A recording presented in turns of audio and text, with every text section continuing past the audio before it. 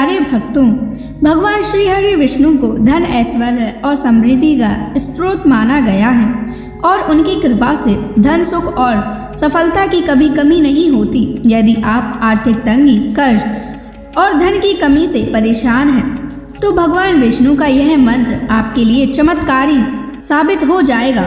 इस मंत्र के नियमित 108 बार जाप करने से व्यापार और करियर में अपार उन्नति प्राप्त होने लगेगी। घर में स्थायी रूप से लक्ष्मी का वास होने लगेगा।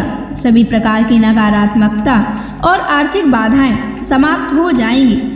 जो भी भक्त सच्चे मन से विष्णु जी के इस मंत्र का जाप करता है, उसे अपने जीवन में धन और सफलता की कभी कमी नहीं आती है। इसलिए प्यारे भक्तों, इस मंत्र का जाप अवश्य करें। यह मंत्र बहुत ही चमत्कारी और अद्भुत मंत्र है। इस मंत्र का प्रभाव तुरंत ही दिखाई देने लगता है।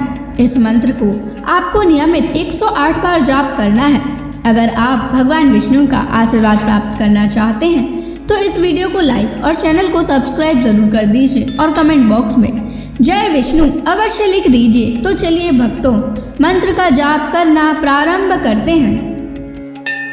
ओम नमो भगवते वासुदेवाय धनम मे देहि शीघ्रम्। ओम नमो भगवते वासुदेवाय धनम मे देहि शीघ्रम्। ओम नमो भगवते वासुदेवाय धनम मे देहि शीघ्रम्। ओम नमो भगवते वासुदेवाय धनम मे देहि शीघ्रम्। ओम नमो भगवते वासुदेवाय धनम मे देहि शीघ्रम्।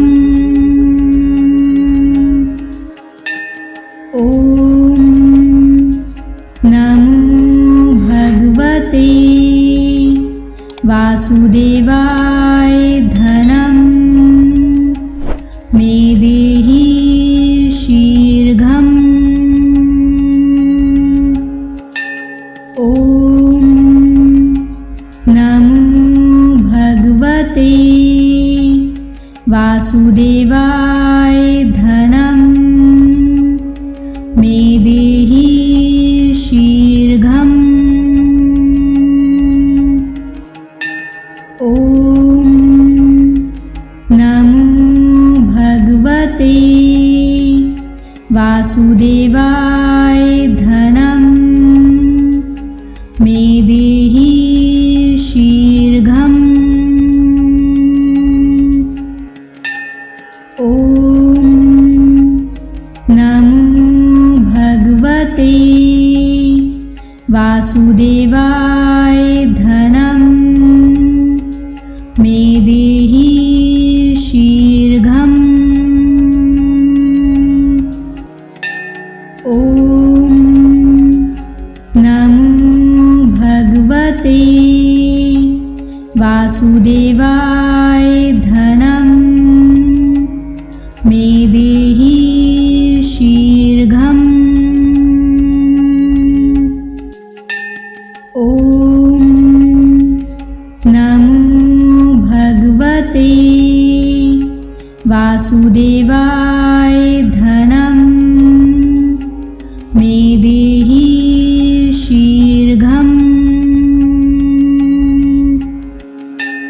ओम नमो भगवते वासुदेवाय धनम मे देहि शीघ्रम्।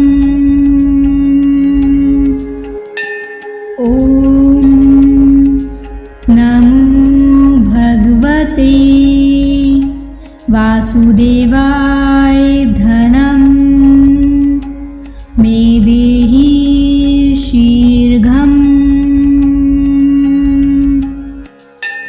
ॐ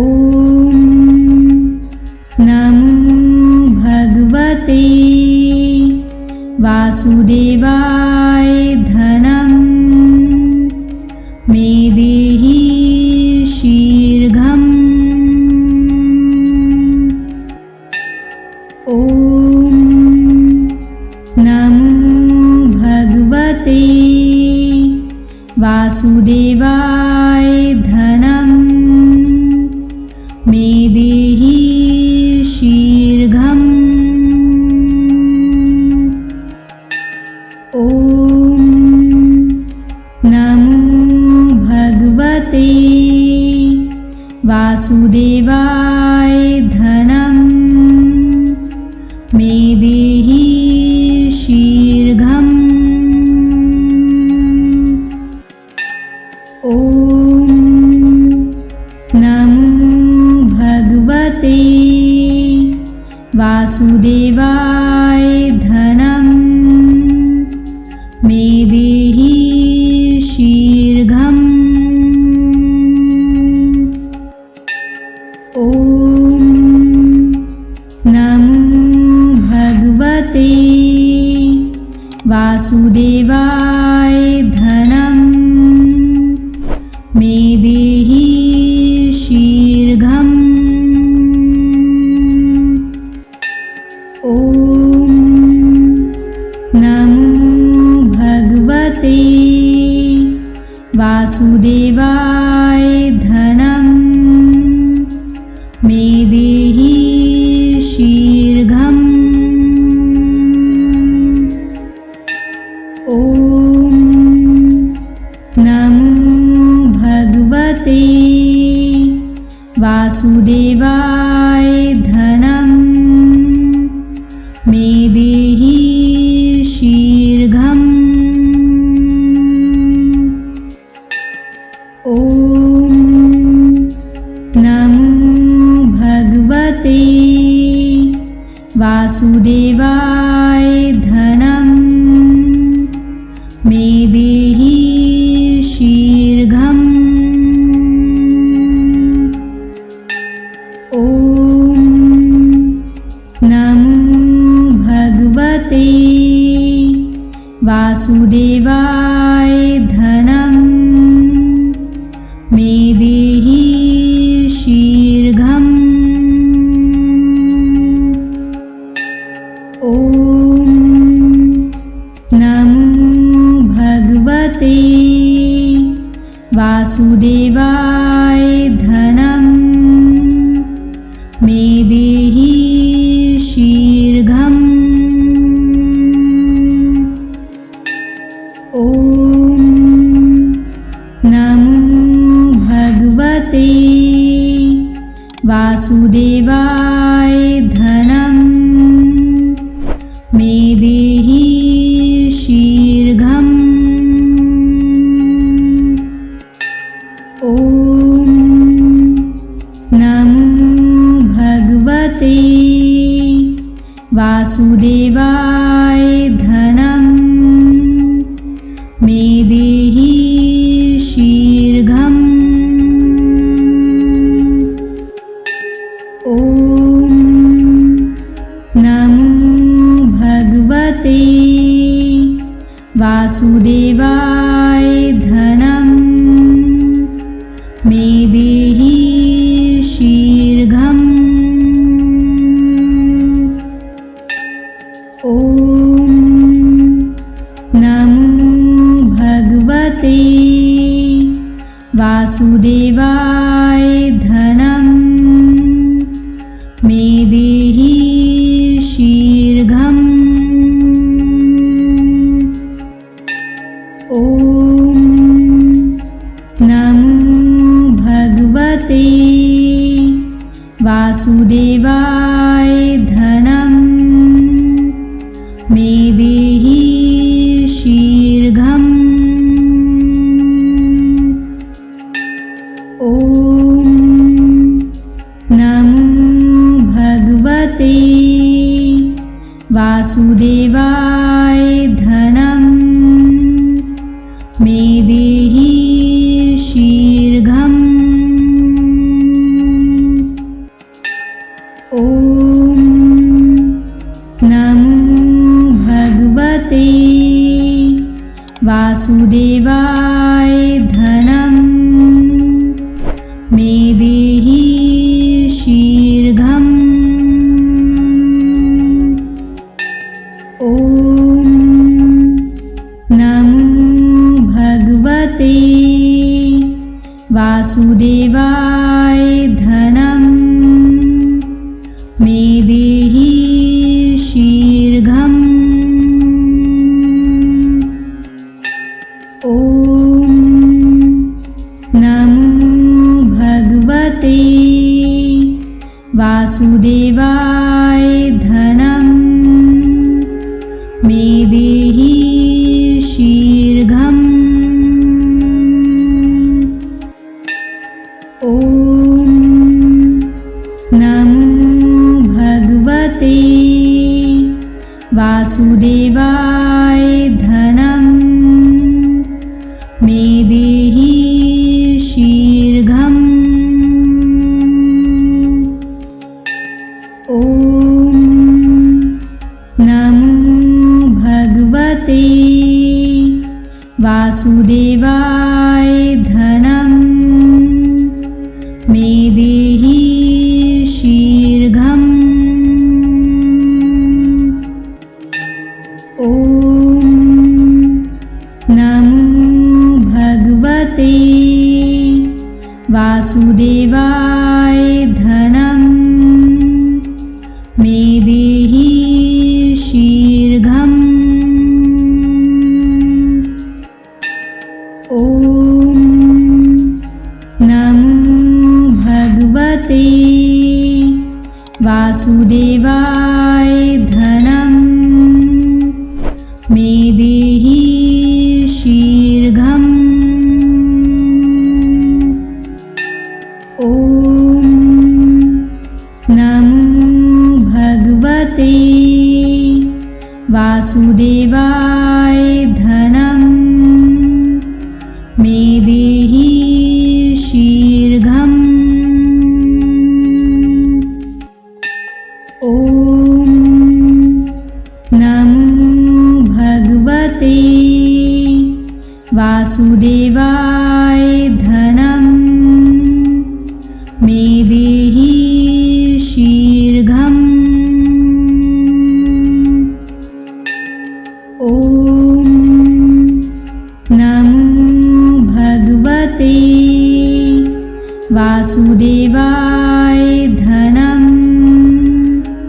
मे देहि शीघ्रम्।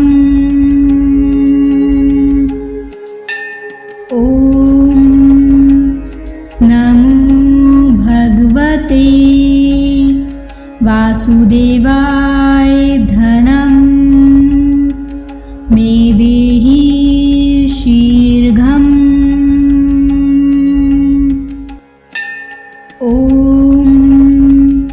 नमो भगवते वासुदेवाय धनं मे देहि शीघ्रम्। ॐ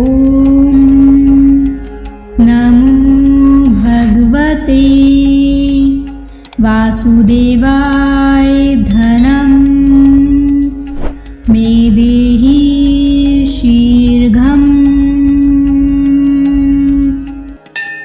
ॐ नमो भगवते वासुदेवाय धनं मे देहि शीघ्रम्। ॐ नमो भगवते वासुदेवाय धनं मे देहि शीघ्रम्। ॐ नमो भगवते वासुदेवाय धनं मे देहि शीघ्रम्। ॐ नमो भगवते वासुदेवाय धनं मे देहि शीघ्रम्। ॐ नमो भगवते वासुदेवाय धनं मे देहि शीघ्रम्। ॐ नमो भगवते वासुदेवाय धनं मे देहि शीघ्रम्। ॐ नमो भगवते वासुदेवाय धनं मे देहि शीघ्रम्। ॐ नमो भगवते वासुदेवाय धनं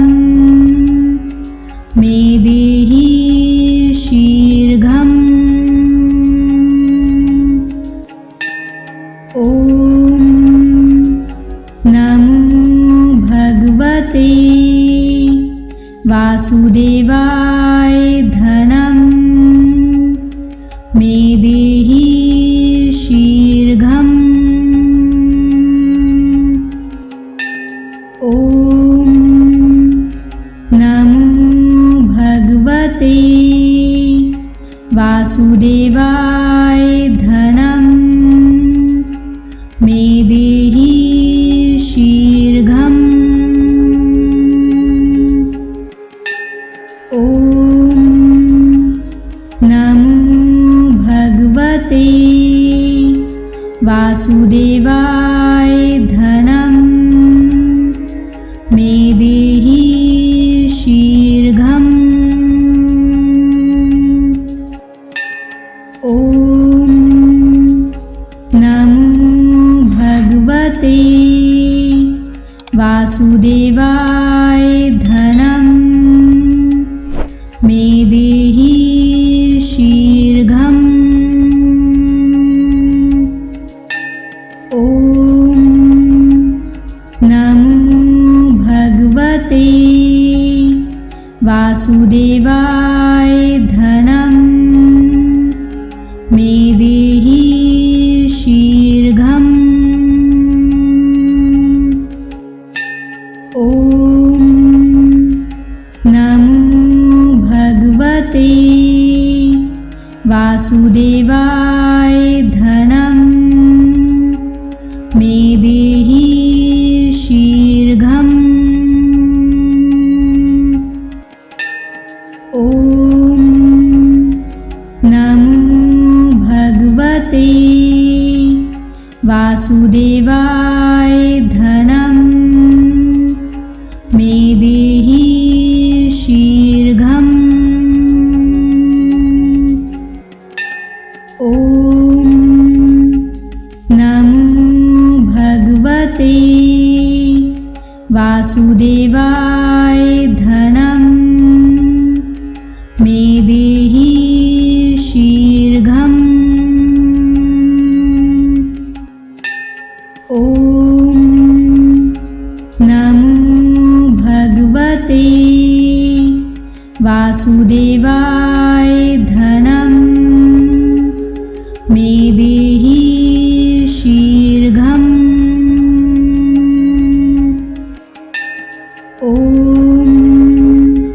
नमो भगवते वासुदेवाय धनं मे देहि शीघ्रम्। ॐ नमो भगवते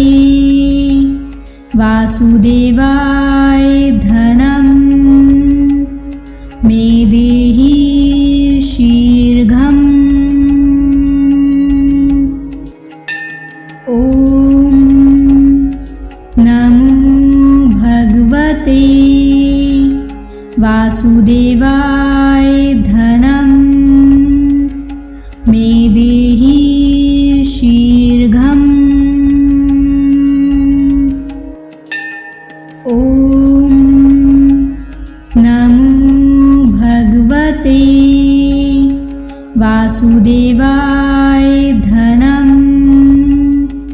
मे देहि शीघ्रम्। ॐ नमो भगवते वासुदेवाय धनं मे देहि शीघ्रम्। ॐ नमो भगवते वासुदेवाय धनं मे देहि शीघ्रम्। ॐ नमो भगवते वासुदेवाय धनं मे देहि शीघ्रम्। ॐ नमो भगवते वासुदेवाय धनं मे देहि शीघ्रम्। ॐ नमो भगवते वासुदेवाय धनं मे देहि शीघ्रम्। ॐ नमो भगवते वासुदेवाय धनं मे देहि शीघ्रम्। ॐ नमो भगवते वासुदेवाय धनं मे देहि शीघ्रम्। ॐ नमो भगवते वासुदेवाय धनं मे देहि शीघ्रम्। ॐ नमो भगवते वासुदेवाय धनं मे देहि शीघ्रम्। ॐ नमो भगवते वासुदेवाय धनं मे देहि शीघ्रम्। ॐ नमो भगवते वासुदेवाय धनं मे देहि शीघ्रम्। ॐ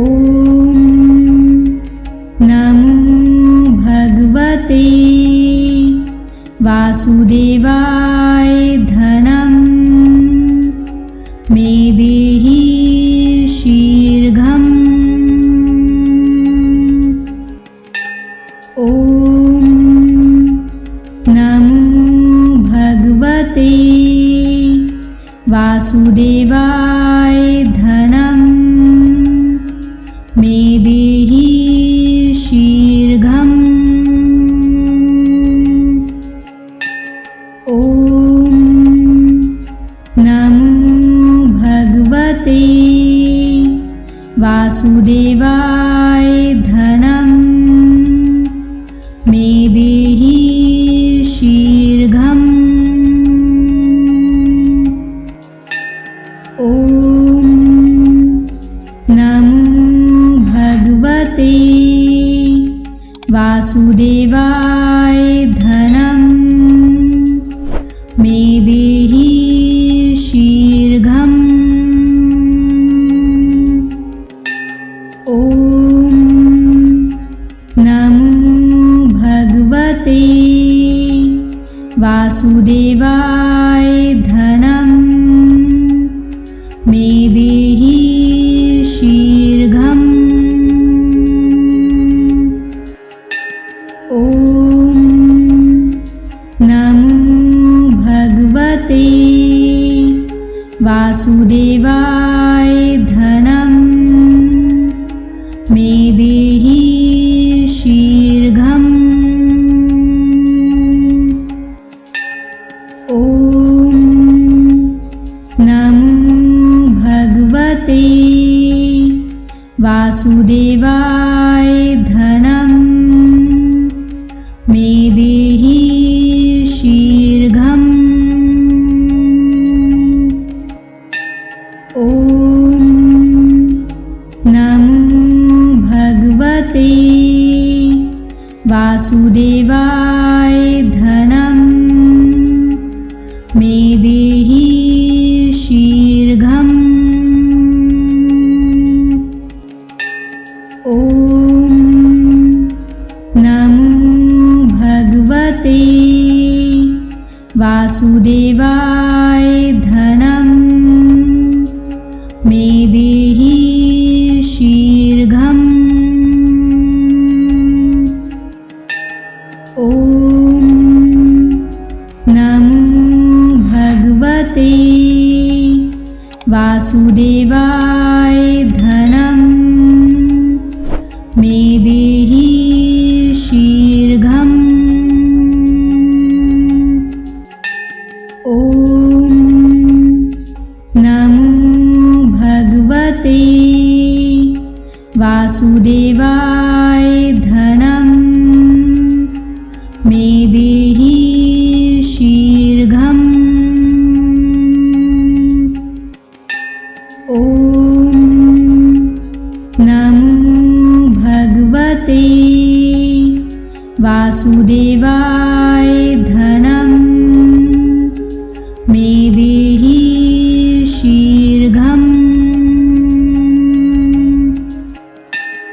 ॐ नमो भगवते वासुदेवाय धनं मे देहि शीघ्रम्।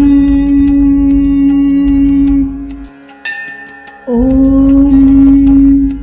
नमो भगवते वासुदेवाय धनं मे देहि शीघ्रम्।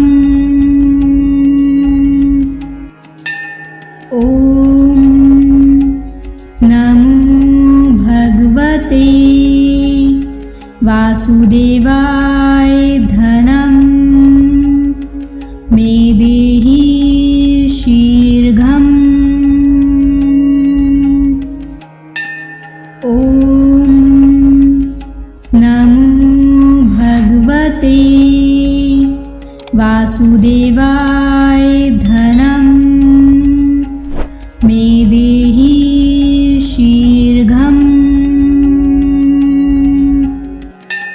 ॐ नमो भगवते वासुदेवाय धनं मे देहि शीघ्रम्। ॐ नमो भगवते वासुदेवाय धनं मे देहि शीघ्रम्। ॐ नमो भगवते वासुदेवाय धनं मे देहि शीघ्रम्। ॐ नमो भगवते वासुदेवाय धनं मे देहि शीघ्रम्। ॐ नमो भगवते वासुदेवाय धनं मे देहि शीघ्रम्। ॐ नमो भगवते वासुदेवाय धनं मे देहि शीघ्रम्। ॐ नमो भगवते वासुदेवाय धनं मे देहि शीघ्रम्। ॐ नमो भगवते वासुदेवाय धनं मे देहि शीघ्रम्। ॐ नमो भगवते वासुदेवाय धनं मे देहि शीघ्रम्। ॐ नमो भगवते वासुदेवाय धनं मे देहि शीघ्रम्। ॐ नमो भगवते वासुदेवाय धनं मे देहि शीघ्रम्। ॐ नमो भगवते वासुदेवाय धनं मे देहि शीघ्रम्। ॐ नमो भगवते वासुदेवाय धनं मे देहि शीघ्रम्। ॐ नमो भगवते वासुदेवाय धनं मे देहि शीघ्रम्। ॐ नमो भगवते वासुदेवाय धनं मे देहि शीघ्रम्। ॐ नमो भगवते वासुदेवाय धनं मे देहि शीघ्रम्। ॐ नमो भगवते वासुदेवाय धनं मे देहि शीघ्रम्। ॐ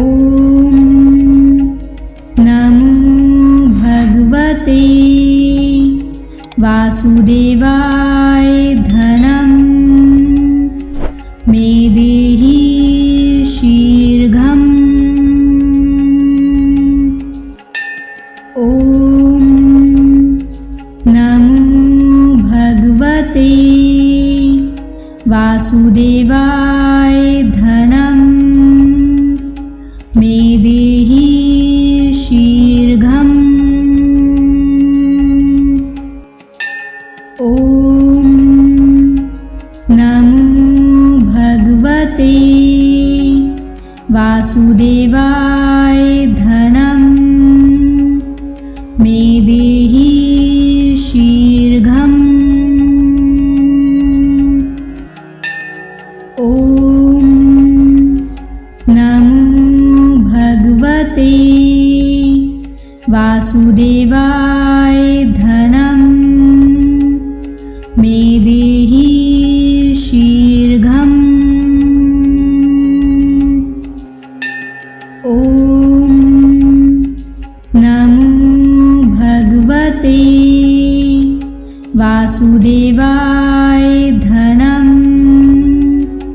मे देहि शीघ्रम्। ॐ नमो भगवते वासुदेवाय धनं मे देहि शीघ्रम्। ॐ नमो भगवते वासुदेवाय धनं मे देहि शीघ्रम्। ॐ नमो भगवते वासुदेवाय धनं मे देहि शीघ्रम्। ॐ नमो भगवते वासुदेवाय धनं मे देहि शीघ्रम्। ॐ नमो भगवते वासुदेवाय धनं मे देहि शीघ्रम्। ॐ नमो भगवते वासुदेवाय धनं मे देहि शीघ्रम्। ॐ नमो भगवते वासुदेवाय धनं मे देहि शीघ्रम्। ॐ नमो भगवते वासुदेवाय धनं मे देहि शीघ्रम्। ॐ नमो भगवते वासुदेवाय धनं मे देहि शीघ्रम्। ॐ नमो भगवते वासुदेवाय धनं मे देहि शीघ्रम्। ॐ नमो भगवते वासुदेवाय धनं मे देहि शीघ्रम्। ॐ नमो भगवते वासुदेवाय धनं मे देहि शीघ्रम्। ॐ नमो भगवते वासुदेवाय धनं मे देहि शीघ्रम्। ॐ नमो भगवते वासुदेवाय धनं मे देहि शीघ्रम्।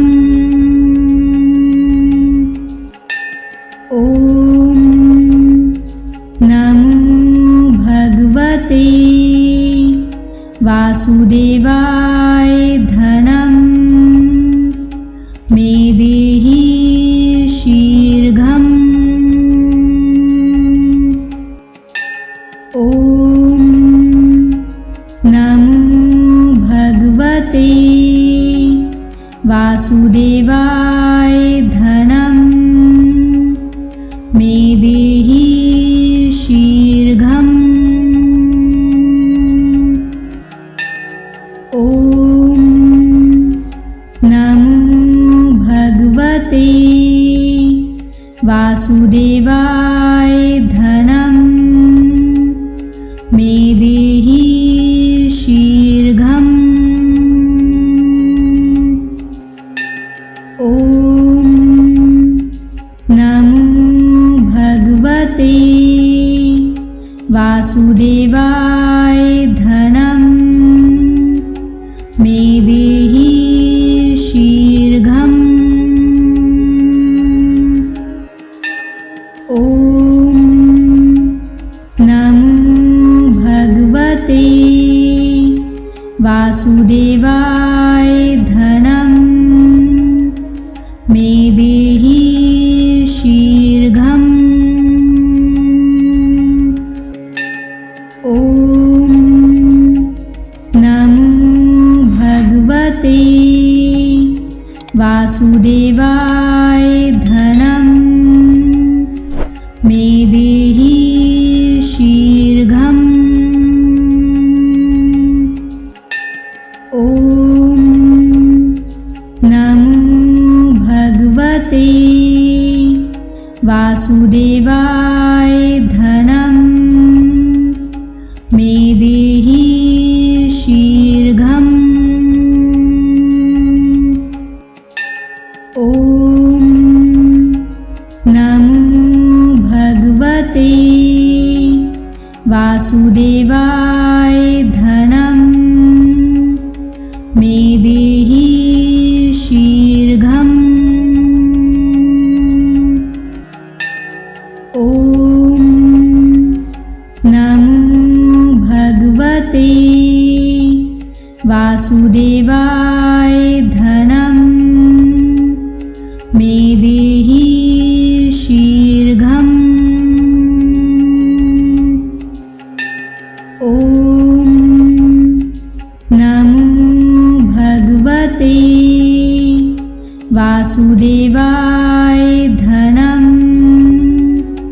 मे देहि शीघ्रम्।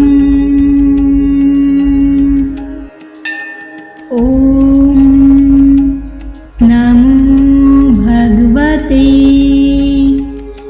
वासुदेवाय धनं मे देहि शीघ्रम्। ॐ नमो भगवते वासुदेवाय धनं मे देहि शीघ्रम्। ॐ नमो भगवते वासुदेवाय धनं मे देहि शीघ्रम्। ॐ नमो भगवते वासुदेवाय धनं मे देहि शीघ्रम्। ॐ नमो भगवते वासुदेवाय धनं मे देहि शीघ्रम्। ॐ नमो भगवते वासुदेवाय धनं मे देहि शीघ्रम्। ॐ नमो भगवते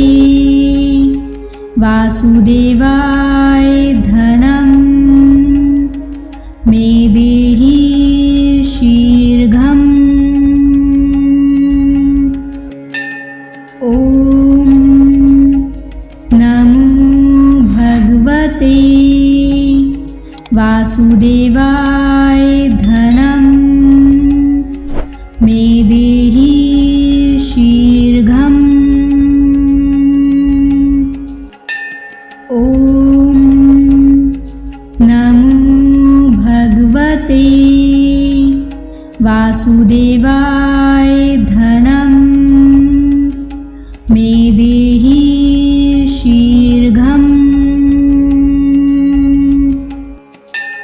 ॐ नमो भगवते वासुदेवाय धनम् मे देहि शीर्घम्। ॐ नमो भगवते वासुदेवाय धनम् मे देहि शीर्घम्। ॐ नमो भगवते वासुदेवाय धनम् मे देहि शीर्घम्। ॐ नमो भगवते वासुदेवाय धनम् मे देहि शीर्घम्। ॐ नमो भगवते वासुदेवाय धनम् मे देहि शीर्घम्। ॐ नमो भगवते वासुदेवाय धनम् मे देहि शीर्घम्। ॐ नमो भगवते वासुदेवाय धनम् मे देहि शीर्घम्। ॐ नमो भगवते वासुदेवाय धनम् मे देहि शीर्घम्। ॐ नमो भगवते वासुदेवाय धनम् मे देहि शीर्घम्। ॐ नमो भगवते वासुदेवाय धनम् मे देहि शीर्घम्। ॐ नमो भगवते वासुदेवाय धनम् मे देहि शीर्घम्। ॐ नमो भगवते वासुदेवाय धनम् मे देहि शीर्घम्। ॐ नमो भगवते वासुदेवाय धनम् मे देहि शीर्घम्। ॐ नमो भगवते वासुदेवाय धनम्